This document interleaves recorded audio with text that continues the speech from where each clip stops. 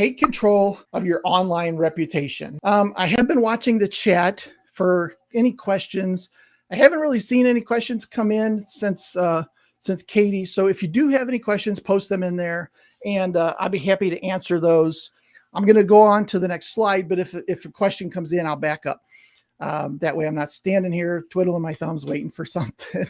And quite honestly, if you don't have any questions, thank you. Thank you for your time. I really do appreciate it. So, all right, couple freebies I want to get to you. First of all, my book. And I don't know why I don't have my book sitting here. Here it is. I knew I had it somewhere close.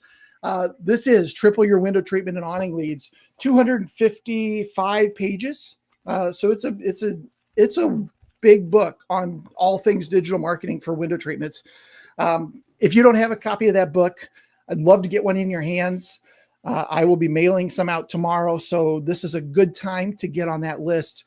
WTMarketingpros.com/book is where you can go to fill out a form. Give us your address. I'll drop one in the mail to you. No problem. 3K Farms says, what's your take on buying or paying for reviews? So very much against Google's terms of service. Anything that is incentivizing someone to leave you a review is against their terms of service. If they catch you breaking those terms of service, they can take you out of Google My Business or de-index your entire website. So do you want to play that game? Do you want to take that risk? I would definitely say no. If any of our clients came to us and said, we want to do this, we would definitely tell them it's not a great idea. So obviously you can go to sites like Fiverr and get reviews, but the other thing is they've become pretty good about filtering out fake reviews. So you asked your mom or your brother or somebody to leave you a review. A lot of times they're going to go over the top, right? Kind of like the Chat GPT example we had. They're going to just say nothing but nice things about you. And Google's pretty good now about realizing this is probably not a legit review and filtering those out. So that's one thing. On the other side of that, if you're paying for something like Fiverr, where you're getting a review every day, or you're getting 5 reviews a day consistently, you haven't got any reviews for a year, all of a sudden you're getting a review a day for 30 days, and then it kind of goes quiet again. Google knows what's up, right? So those are probably going to be flagged, might even get you kicked out. So I would definitely advise against that. Now, I did mention earlier, you can incentivize your installers to ask Mrs. Jones to leave a review. There's nothing wrong with that, but directly incentivizing Mrs. Jones to leave you a review is against terms of service. Katie, I filled out the form for the book a couple weeks ago and still haven't received it. Just want to check on its status. Yep. Actually, we started running an ad on Facebook for the book, and it was very popular. So I actually had to order more and wait for Amazon to ship them to me. So there has been a little delay, but I will get those out by the end of the week at the absolute latest. I've got another box here. So it will show up soon.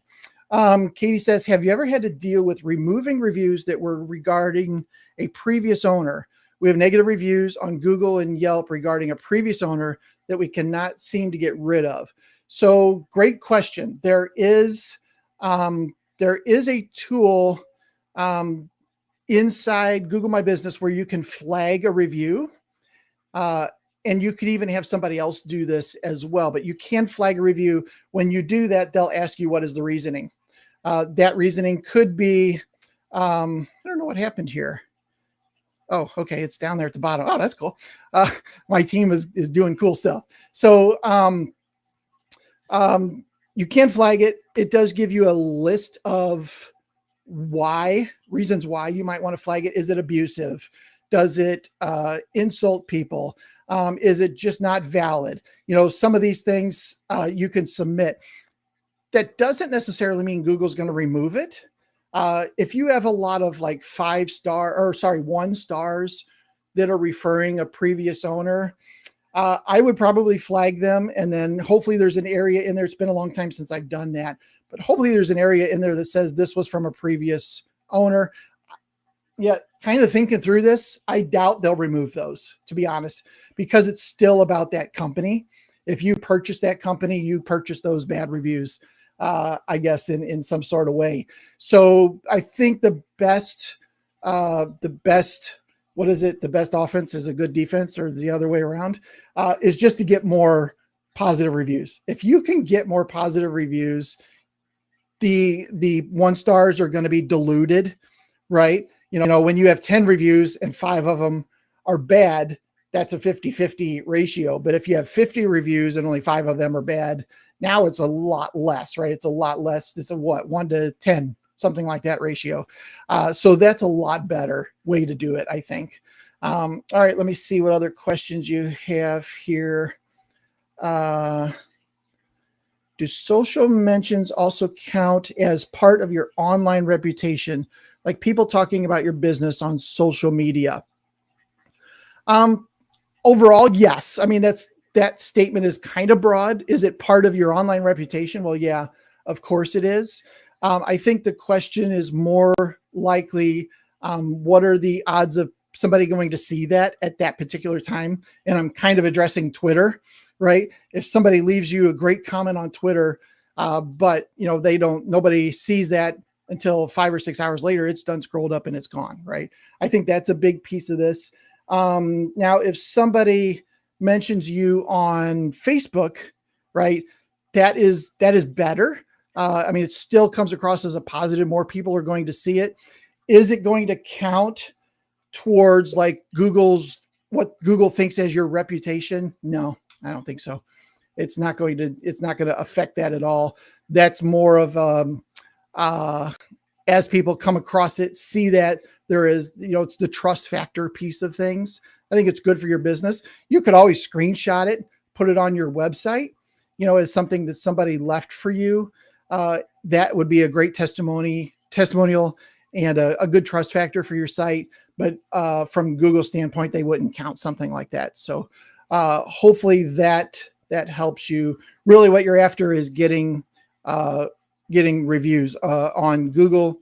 They're called reviews. On Facebook, they have a different name. Can't remember what it's called. They used to call it reviews. They call it something else now.